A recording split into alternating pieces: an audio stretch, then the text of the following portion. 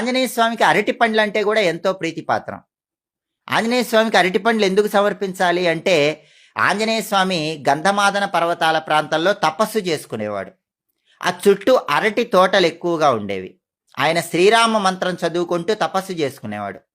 వానరులకు అరటి పండ్లు అంటే చాలా ఇష్టం.